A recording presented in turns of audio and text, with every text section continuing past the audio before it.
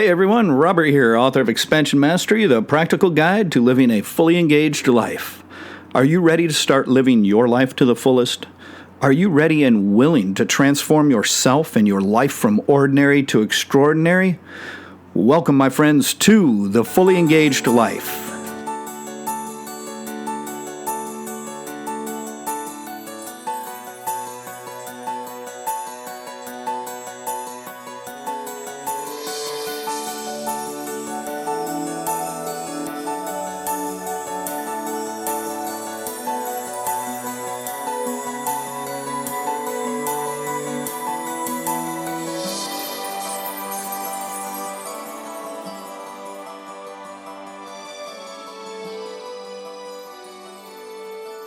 Welcome back to the show, everyone. I hope you are ready to get back to it.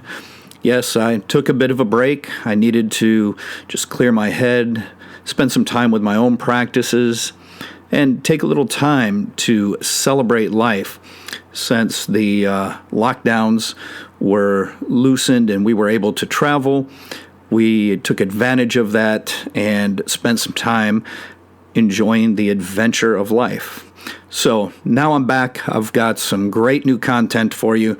I think you're going to find some of the things I'm going to be presenting over the next few podcasts to be very, very helpful. And before we get started, make sure that you remember to visit me at www.expansionmastery.com. You can go there and grab your autographed copy of Expansion Mastery. You can grab my newly expanded and revised ebook, and there's some other goodies there as well. That's www.expansionmastery.com. All right, let's get to it. So today we are going to take a hard-hitting look at dissolving our identity. Now, don't turn it off. Don't turn it off. This one really gets people riled up, but this is incredibly important, and I'm going to share with you a relatively easy but highly effective practice in which you can begin to do this. So bear with me. This is all about getting to know who we really are. This does not mean who you think you are, how everybody else sees you, or who you want to be or believe you are, or any of that. It doesn't mean that you are not a good person, okay? So when we dissolve the identity, which scares the bejesus out of people, it's not that you are dying. It's not that you lose yourself. It's none of that, okay? What we're learning to do is to see through this false sense of self that has been created by our egoic mind in order to see who we truly are. This is about getting a glimpse and then being capable of knowing who we truly are. This is one of life's great questions, isn't it? Who am I? This is how you answer it. Now, I've done several podcasts in the past explaining how our personal identity is created by the egoic mind. This has been stated by many spiritual masters, so this is not a new idea. And I think it's important to address in the very beginning that our identity, having an external identity in which we use to navigate the world, isn't all bad. In fact, it's necessary to a point. However, when the mind is left unattended, it goes wild creating our identity. Not only does it continuously work to create and update our identity in a way that satisfies and soothes the ego, which is our false sense of self. The ego and the identity are infused. They're kind of one and the same. So that is the false self. But the ego then goes into high gear to protect that identity at all costs. And it's then that things become a little sticky and are not quite as healthy as they could be. I'll explain this a little further. Let's examine, let's say, heritage as an example. Knowing our family's heritage is fine, right? There's nothing wrong with that. But when we allow the ego to begin to personally identify with it, to form a sense of pride based on it. That's the ego's handiwork for sure. See, the ego adopts that heritage as a means of understanding where we come from. And then we search for positive traits from that heritage, which satisfies the ego even more. We start to cling to these things as part of who I am. The mind will begin to declare, I am of this or that descent. When you take pride in something that you really don't have a sense of connection to, that you really didn't even get involved in, like some sort of battle or a way of dressing or living that your descendants, hundreds and hundreds of years ago did. It's equivalent to how so many people today personally identify either as a winner or a loser with the sports team. Right? Most people pick a sports team from where they come from. It's part of their heritage. It's part of their roots, right? And then they identify as though they're actually out there on the field as a player. I won, I lost, whatever, when they didn't. See, it's the same type of situation that we have to be careful of, because the ego will then go into overdrive in order to create more ways through which you can incorporate that into your sense of identity. And most likely, it will then begin to have you attending certain events that will help you to support and strengthen this ego-based identity belief. You may even find yourself buying and wearing certain clothing or adopting particular behaviors and hobbies, all based upon this ego-driven sense of identity, based upon things that took place in the past that have nothing to do with you, the real you, now in this moment.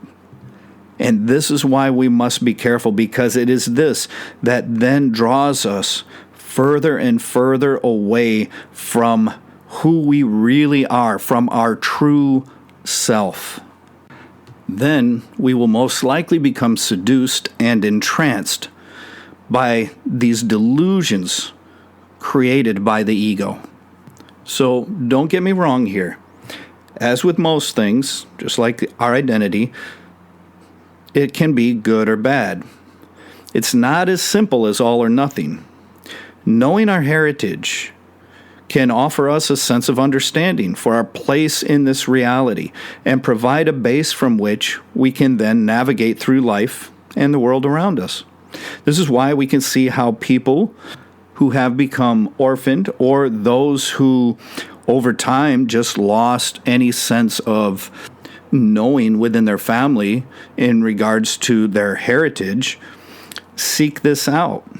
Most people have a sense of longing for this. They need to know that, which is why these DNA analyzation sites have become so popular, right? Where you can send in your DNA and they'll analyze it and then send back your heritage for you. The ego clings to this as one aspect of creating a sense of identity. And this is pretty normal and completely understandable. It is normal. For the ordinary mind, this is very necessary, very typical. The problem, however, arises once we begin to personally identify with this heritage in a bigger way. Or we begin to cherry pick certain aspects of it that we like, that we want to identify with, that make us feel better about ourselves. When we start to wrap our sense of self around this, that's when it's going wrong. Then we can see how the ego has a strong hold upon our mind. Pride, too, is the product of the ego. So when we have to announce to everybody that we are this or we are that, it's merely the ego trying to strengthen its sense of identity. After that's been established, the ego will then look for things, even make things up, total fabrications, in order to support that sense of identity. And it will lash out violently at anyone or anything that challenges it in an attempt to protect it. This is why some people go into such a deep state of denial when they believe they are of a certain heritage only to be proven otherwise. They immediately start to say things like, oh, the test must have been wrong, somebody messed up, or some sort of explanation will be created by the ego. Occasionally, they just choose to flat out deny the truth outrightly. This is the danger of the ego created and defended false sense of self. One martial arts grandmaster that I trained under used to classify himself as a UFO, unidentified flying object, or unidentified foreign object, because he was constantly flying all around the world, and he didn't want to identify with any particular nationality. He wanted to experience and embrace them all. And he may have had several other reasons that were his own that I am not aware of. But this one really stands out. And this is why sometimes I will put up posts or write certain things, and instead of my actual name going on the paper, I will just write the Japanese equivalent for nobody. Imagine that for a moment. Going through your life considering yourself to be nobody. Think about all the ways that will sting the ego. So the question is, do we need to know our heritage in order to be who we are? No, we really don't. However, that can be very difficult to grasp unless we've engaged in certain spiritual practices that have allowed us to develop a true sense of authenticity and sense of knowing for who we really are. Once we fully grasp the truth of who we are, all of those things that coincide with this worldly reality, sense of identity, tend to fall away, losing their importance. The more that we identify with our identity that the ego created, the further we become separated from who we really are. So what can we do to see through this false sense of identity in order to look upon who we really are? I'd like to share that practice with you right now. Fair warning, this one is usually for the more courageous of us out there, but it's pretty simple. And I've found it to be very, very effective. I hope it works for you as it did for me. Okay, so part one of the practice, and there are just two parts. So part one, you need a piece of paper and a pen for this. So get a notebook or whatever you can and write down 10 things that describe you, who you are. For instance, I'm just going to pull some things out here. I am an author. I am a martial artist. You can write things about yourself like, oh, I am clever, I am kind, I am this or that nationality, and so on. Think about the top 10 ways to describe yourself. It can be your job, something to do with you as in the family, such as a son or a husband or wife or what have you. It can be interests you have. It can be the way you see yourself. Do your best to keep these descriptions well-rounded.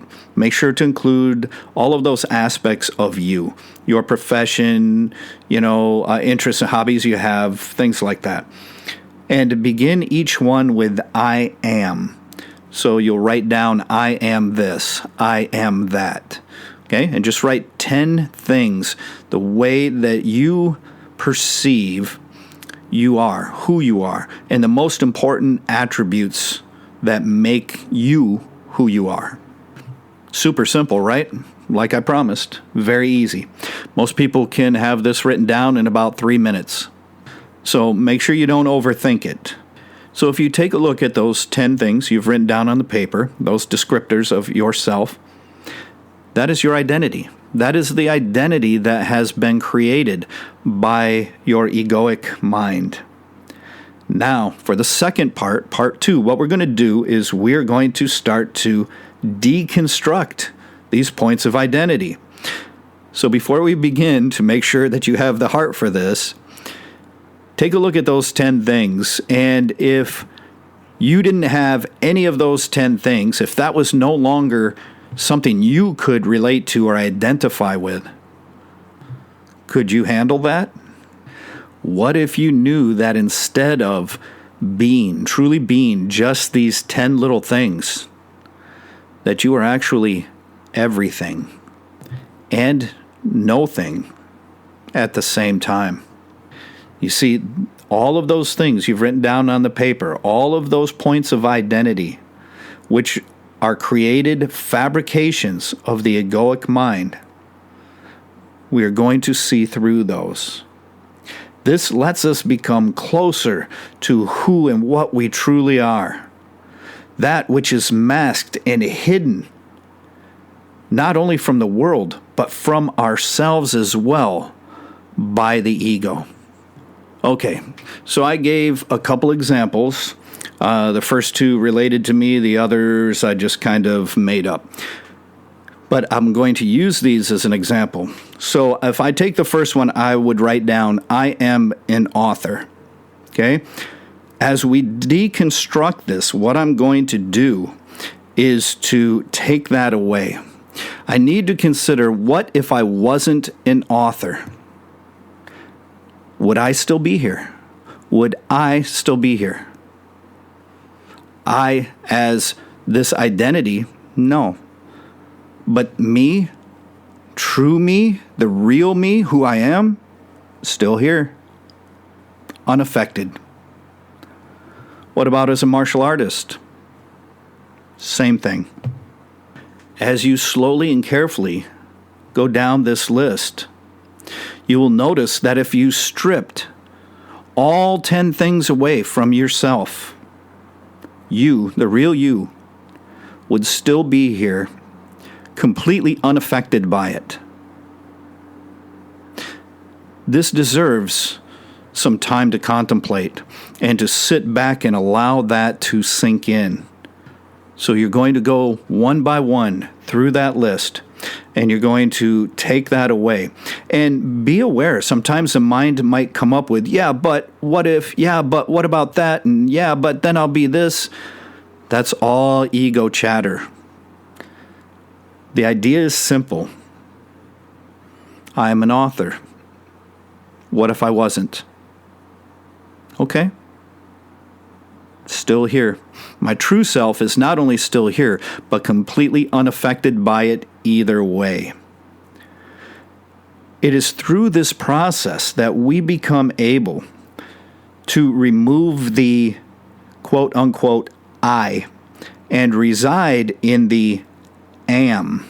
Instead of saying I am, we are going to engage the sense of amness, if you will, and because the I am triggers the ego, which is why we use that when we write those 10 things down, because that will help us bring out those things that the ego has created for our identity. Most of the time, what gets hurt is our self-image. And again, it's a self-created image. It is simply not real. It is not who we are.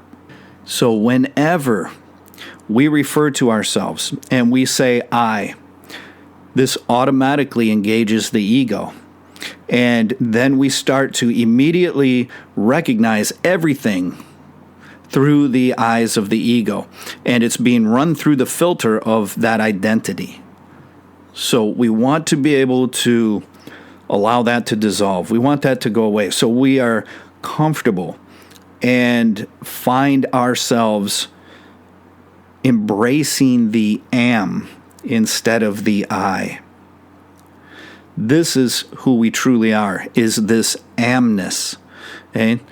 This being is the am that I'm talking about. This is the being of heaven, earth, and being. Okay? And one thing to really understand is that it's within the am, not the I, but within the am, where our awareness, our pure consciousness realizes itself as such.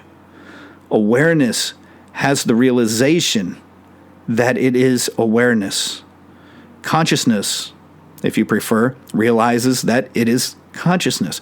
Basically, the observer or witness comes to know itself for what it really is, and that is the real you. It is the real me. It is the real every one of us. And when we are capable of seeing this, of knowing this, it is then that we come to know ourselves. It is then that we are capable of answering the question, who am I? Because we understand that the answer does not reside in the I, but in the am, in the nature of being. And that's it. That's the practice. It's pretty simple. If you are capable of doing this and stripping away those top 10 things, and you're feeling ambitious, feel free to go back and extend that list. I think when I did this, I started with 10, and this was many, many, many decades ago that I went through this particular exercise. And I started with 10, and I did that, and it was not easy. It was a difficult bit of a struggle to go through and think about, those aspects of who you believe yourself to be going away, no longer there. And once I went through it and I had this realization that, wow, all that stuff is just the false sense of self anyway. That's not really who I am. I was inspired to go back and add to that list. I think I added 35, if I remember correctly, a total of 35. And then I just went down through. By the time I got down to 35, it was just no need to go any further, because you get the point, right? There's a certain point in this exercise where you got it, you get it, and it doesn't matter anymore. It doesn't matter what else you could possibly write down. The outcome is the same. There's nothing you can write down that will change that. The key to this is self-honesty. Make sure that what you write down is completely honest. And you'll usually find that with the top 10 things, they're very positive things. Once you get down after 25, maybe some of the negative aspects of yourself will start to come up. The truth of the matter is, it doesn't matter either way. So we want to make sure that we are allowing the things that just come to us off of the top of our head. Don't sit and think. Don't contemplate, because then what is happening is the mind is trying to be clever, and it's trying to find a way around this, because the ego doesn't like exercises like this. So in the background, it's trying to find a way around it, some way that you can go, aha, see, that's wrong. It doesn't exist, but the ego likes to try to play that game anyway. I know. I was there. I went through it too. So be aware of that and try to avoid that. And the way to avoid that is just writing down those things off of the top of your head, kind of rapid fire them. I am this, I am that, I am that, I am this. And just keep doing that as quickly as you can without thinking, and you'll get some real honest answers and a practice that you can actually work with and succeed through. This is the essence, the absolute essence of self-realization. This is when we realize our true self. And I cannot say how this will affect you in your life, but I can say it shook mine to the core and allowed me to rebuild my understanding of everything. It was quite an awakening. It was quite a phenomenal and dramatic sense of knowing that I came to through a very simple practice. And as a way of helping you understand whether you have succeeded or not, it's pretty easy. You can have someone that's with you all the time help you, or you can try to do this yourself. I did it myself. Anytime that you catch yourself identifying with any of those top 10 things on your list, stop yourself. As long as you continue to identify with those things, it shows that perhaps you may still need to work on this exercise. So just doing it once, you may get a little bit of an idea, but you may have to go through this exercise several times in order to really get it to sink in. And you really need to spend some time thinking about, what if that wasn't me? What if that wasn't me? What would be left? Who would I be? That's a very important thing to go through, because this is going to set the groundwork for helping you to unseat and eventually dissolve the ego. All right, so there you go. Hey, I'm glad to be back. Feels good. I hope you enjoy this, and I hope you find a lot of value in it. And please help us out by doing all the social media stuff. You know what you got to do. I don't know, what do they say? Smash the buttons, right? Smash the subscribe or whatever you got to do. Don't smash anything. Just help me out by pressing the subscribe button, the likes, leave some comments, all that kind of good stuff. Make sure and share the podcast as well, because that's what really matters, is getting this into the hands of as many people as possible.